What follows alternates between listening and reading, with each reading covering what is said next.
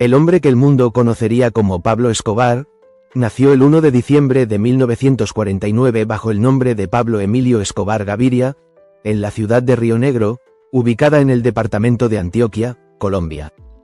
Su padre, Abel de Jesús Dari Escobar, era un campesino pobre, un jornalero que trabajaba de sol a sol en parcelas ajenas para alimentar a su extensa familia, 7 hijos en total. Pablo fue el tercero.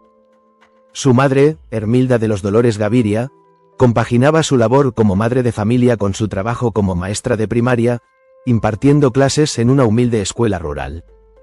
A pesar de las dificultades económicas, Hermilda tenía grandes sueños para sus hijos. Especialmente para Pablo. Cuando Pablo aún era un niño pequeño, la familia se trasladó a Medellín, una ciudad que, aunque apenas lo recibía, pronto se convertiría en sinónimo de su nombre. Pero para entender la historia de Escobar, primero hay que entender el contexto de Medellín. Medellín, de ciudad colonial a capital del narcotráfico, la ciudad fue fundada por colonizadores españoles a comienzos del siglo XVII, y a lo largo de los siglos XIX y XX, se transformó en un centro industrial y comercial clave en Colombia. En 1905, Medellín tenía cerca de 60.000 habitantes. Cuando Pablo nació en 1949, la población había superado los 300.000, y para cuando llegó a sus 20 años, ya albergaba más de 1 millón de personas. Este crecimiento, sin embargo, no trajo bienestar para todos. Mientras se desarrollaban fábricas y edificios, también crecían los cinturones de miseria, las barriadas olvidadas por el Estado. Era el escenario perfecto para el nacimiento de redes criminales, en medio de un sistema que ofrecía pocas salidas a los jóvenes pobres. Un adolescente en la Medellín invisible, Hermilda soñaba con que su hijo fuese un profesional. Pero en su adolescencia, Pablo Escobar abandonó la escuela y se dejó arrastrar por la creciente ola de criminalidad que invadía las calles de Medellín. A los 14 años ya estaba involucrado en pandillas. Uno de sus primeros conflictos conocidos fue una pelea callejera con un joven llamado Julio Tulio Garcés. Pablo perdió. Pero no olvidó. Tiempo después, en una nueva riña con Julio Gaviria, Escobar sacó un arma y le disparó en el pie. Fue su primera vez en prisión, y también el inicio de una vida marcada por la violencia y la estrategia. Cementerios, diplomas falsos y negocios oscuros, las historias de su juventud se mezclan entre realidad y mito. Algunos aseguran que robaba lápidas de los cementerios, lijaba los nombres y las revendía como nuevas. Otros afirman que montó un negocio de diplomas falsos, vendiendo certificados de bachillerato y universidad a quien pudiera pagarlos. Lo cierto es que desde muy joven demostró una mentalidad empresarial, aunque del lado oscuro. No era un matón cualquiera. Era alguien que entendía cómo funcionaba el poder en la calle, y pronto lo entendería también en la política. Colombia, un caldo de cultivo para el crimen, pero Escobar no surgió de la nada. Su ascenso fue también el reflejo de una Colombia fracturada, donde la pobreza, la desigualdad y la violencia política tejieron las condiciones para que el narcotráfico se convirtiera en el verdadero poder. Durante gran parte del siglo XX, el país estuvo atrapado entre dos grandes fuerzas, liberales y conservadores.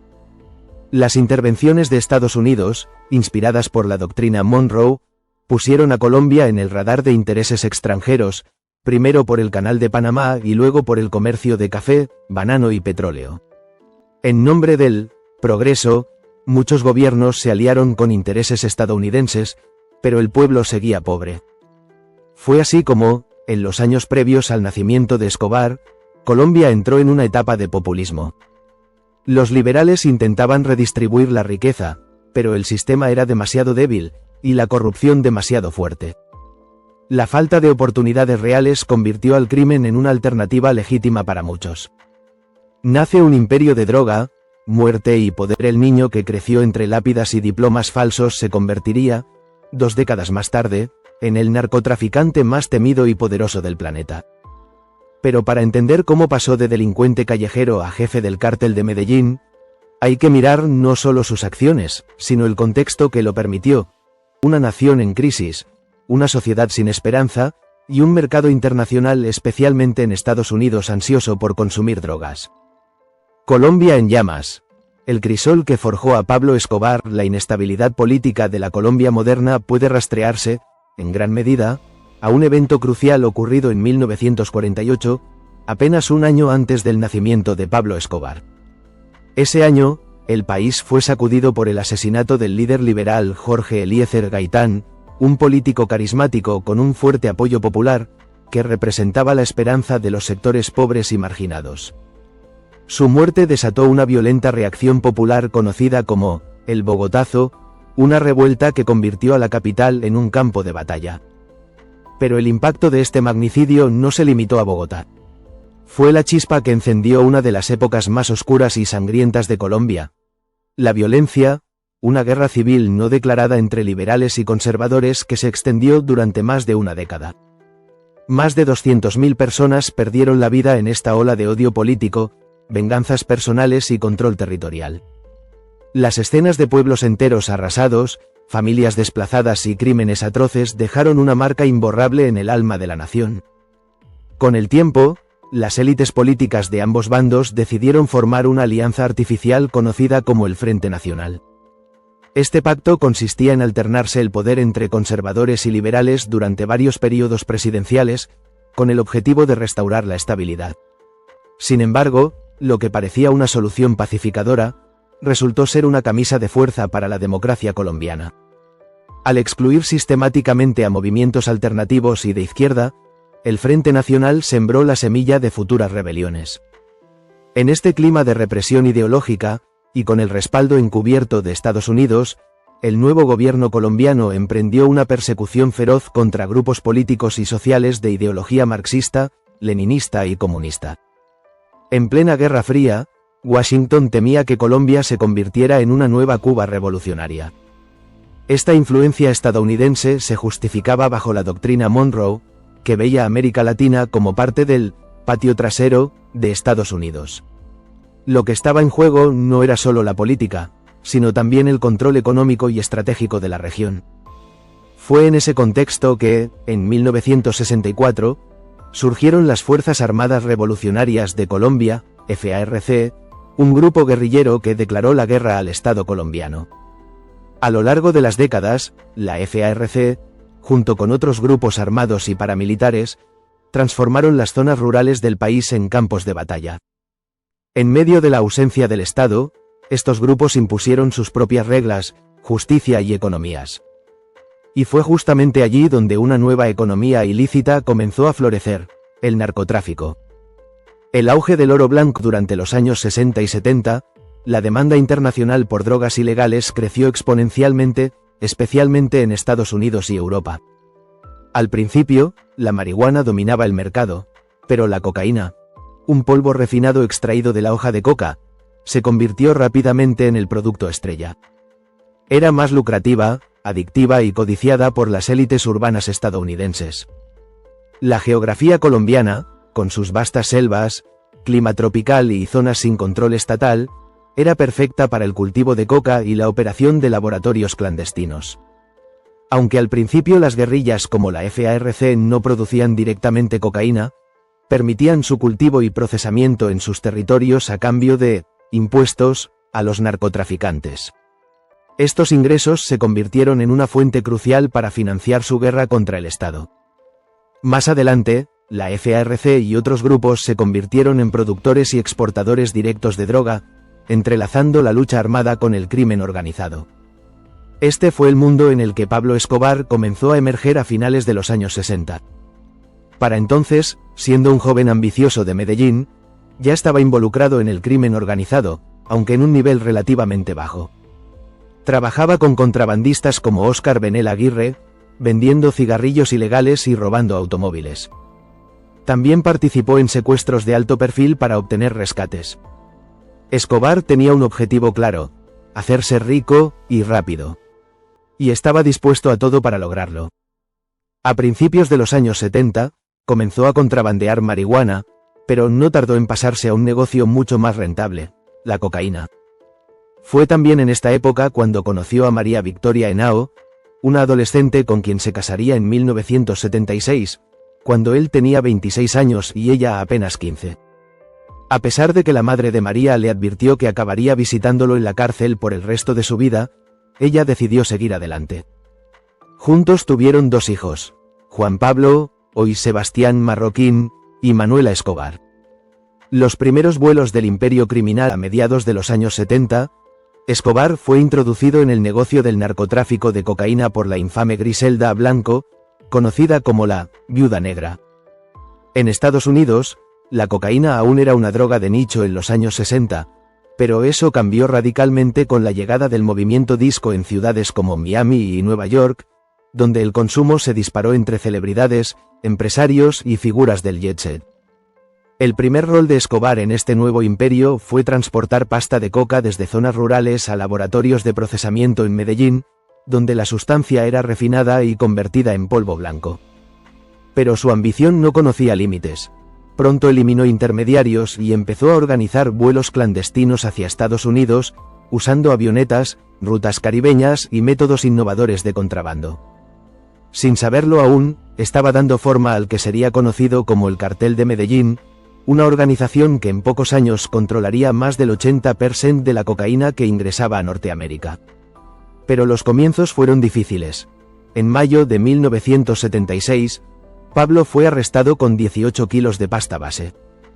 Intentó sobornar a los policías y luego a los jueces, pero al no lograrlo, ordenó asesinar a los agentes para evitar su testimonio.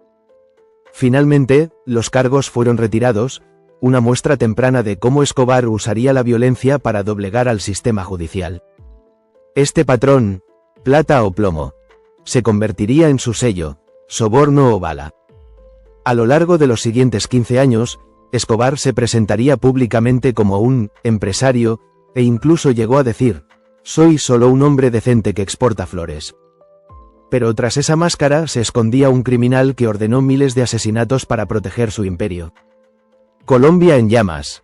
El crisol que forjó a Pablo Escobar. La inestabilidad política de la Colombia moderna puede rastrearse, en gran medida, a un evento crucial ocurrido en 1948, apenas un año antes del nacimiento de Pablo Escobar. Ese año, el país fue sacudido por el asesinato del líder liberal Jorge Eliezer Gaitán, un político carismático con un fuerte apoyo popular, que representaba la esperanza de los sectores pobres y marginados. Su muerte desató una violenta reacción popular conocida como el Bogotazo, una revuelta que convirtió a la capital en un campo de batalla. Pero el impacto de este magnicidio no se limitó a Bogotá. Fue la chispa que encendió una de las épocas más oscuras y sangrientas de Colombia. La violencia, una guerra civil no declarada entre liberales y conservadores que se extendió durante más de una década. Más de 200.000 personas perdieron la vida en esta ola de odio político, venganzas personales y control territorial. Las escenas de pueblos enteros arrasados, familias desplazadas y crímenes atroces dejaron una marca imborrable en el alma de la nación. Con el tiempo, las élites políticas de ambos bandos decidieron formar una alianza artificial conocida como el Frente Nacional. Este pacto consistía en alternarse el poder entre conservadores y liberales durante varios periodos presidenciales, con el objetivo de restaurar la estabilidad.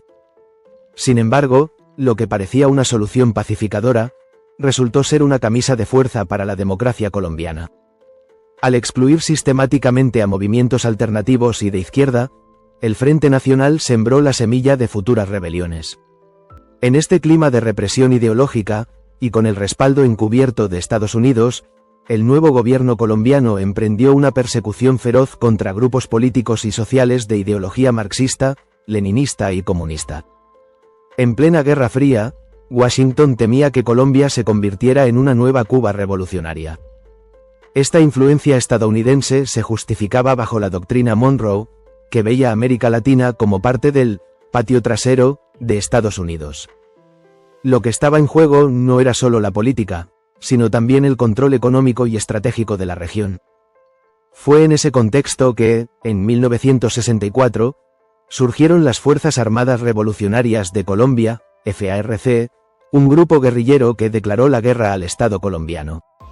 A lo largo de las décadas, la FARC, junto con otros grupos armados y paramilitares, transformaron las zonas rurales del país en campos de batalla. En medio de la ausencia del Estado, estos grupos impusieron sus propias reglas, justicia y economías. Y fue justamente allí donde una nueva economía ilícita comenzó a florecer, el narcotráfico. El auge del oro blanco durante los años 60 y 70, la demanda internacional por drogas ilegales creció exponencialmente, especialmente en Estados Unidos y Europa. Al principio, la marihuana dominaba el mercado, pero la cocaína, un polvo refinado extraído de la hoja de coca, se convirtió rápidamente en el producto estrella. Era más lucrativa, adictiva y codiciada por las élites urbanas estadounidenses.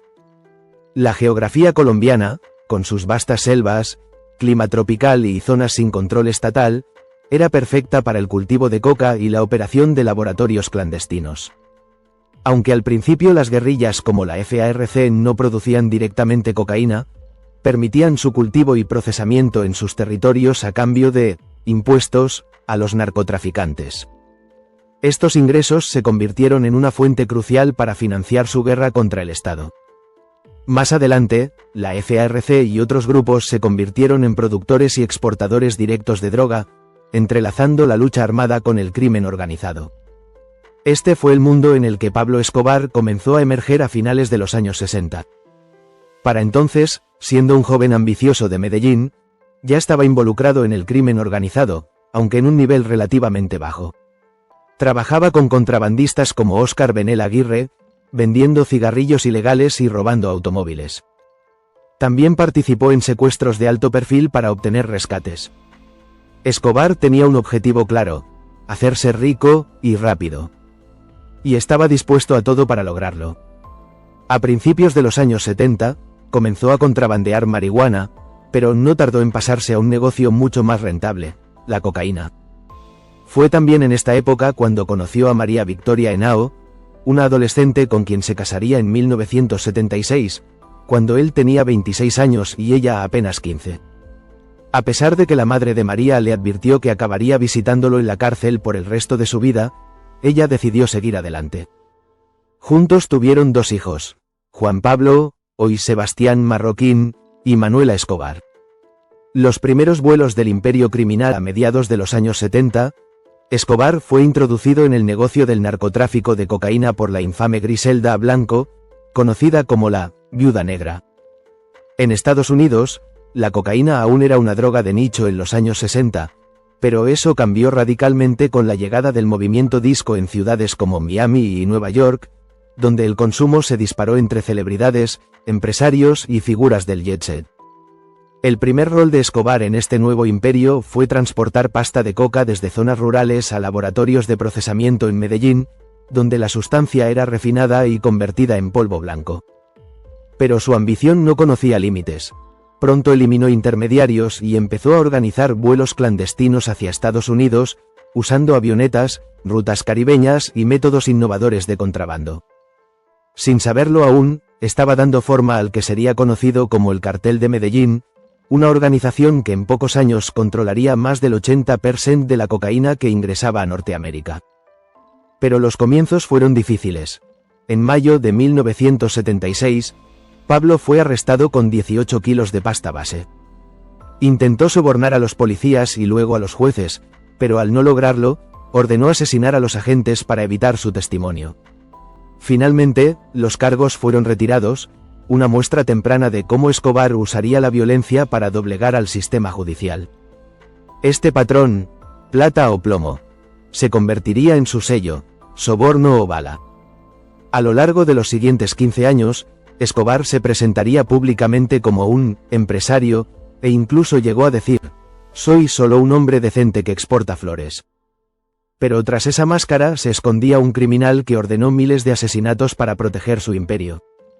La isla del narco, como Norman's Cay, se convirtió en el aeropuerto privado del Cartel de Medellín, poco después de salir de prisión en Connecticut, en 1976, 2 traficantes de nivel medio, Carlos Leder, un colombiano de ascendencia alemana, y George Young, un estadounidense de Massachusetts, entraron a trabajar para Pablo Escobar. Leder había sido encarcelado por traficar marihuana y vender autos robados. Young, por su parte, había estado operando una red que transportaba marihuana desde México hasta California, para luego distribuirla por todo Estados Unidos, especialmente en Nueva Inglaterra, donde la ganancia era descomunal comparada con el costo de origen. En la prisión de Danbury, estos dos delincuentes formaron una sociedad que cambiaría para siempre el narcotráfico global. Allí, comenzaron a planear su entrada en el emergente y lucrativo comercio de la cocaína. Cuando recuperaron la libertad, pusieron en marcha su plan. Empezaron a introducir cocaína desde Colombia, atravesando el Caribe, hasta Estados Unidos, con la ciudad de Miami como epicentro.